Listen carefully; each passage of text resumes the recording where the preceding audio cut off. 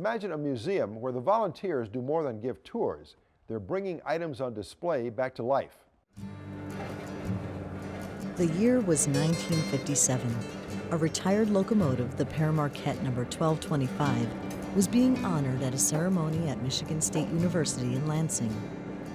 On that day, the once powerful engine was formally laid to rest and put on display as a permanent monument to the age of steam. 50 years have passed, and today the majestic 1225 is not only out of retirement, it's the largest operating steam locomotive of its kind and the centerpiece of the Steam Railroading Institute in Owasso, Michigan.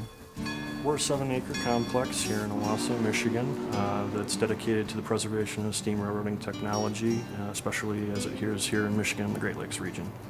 Owasso is located 30 miles northeast of Lansing, and Lansing is where that Père Marquette locomotive sat idle on display until 1970, when a railfan club at Michigan State University went to work on the engine. After 13 years, they completed 60% of the restoration. In 1983, the Michigan State Trust for Railway Preservation moved the engine to this former Ann Arbor Railroad shop in Owasso, where a group of volunteers continued the project. Rodney Crawford was one of those volunteers. He had just retired and joined a local railroad club. One night at one of the meetings in early 1984, a representative of the Steam Railroading Institute came to the meeting and lectured on the virtues of restoring 1225.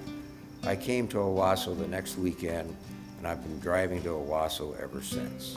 I was in charge of the restoration when the locomotive was brought into service, and watching the people work on it was really a great experience. In 1985, the Père Marquette 1225 ran on its own power for the first time in 34 years. The popularity of the locomotive reached celebrity status when it was cast as the prototype for the animated film The Polar Express. The movie opened in 2004. The same year, the Steam Railroading Institute opened its visitor center in a renovated building once owned by the Ann Arbor Railway.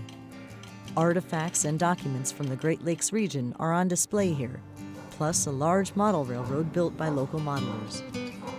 The Institute has a growing collection of passenger cars, including this 1950 Pullman sleeper, which set the standard in overnight train travel.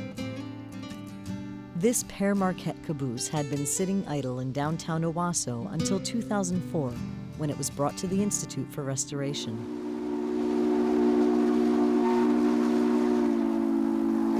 During the holiday season, the 1225 makes a dozen trips as the North Pole Express, a popular excursion that draws 7,000 passengers each year. In the warmer months, visitors can take a shorter excursion that runs twice a day from the Institute. These hour-long trips travel through the Michigan countryside along the former Ann Arbor Railway, which is now Great Lakes Central Railway. On this trip, the train is led by the Flag Coal number 75. Built in 1930 by Vulcan Iron Works, this engine, like the 1225, spent decades resting and rusting as a museum piece.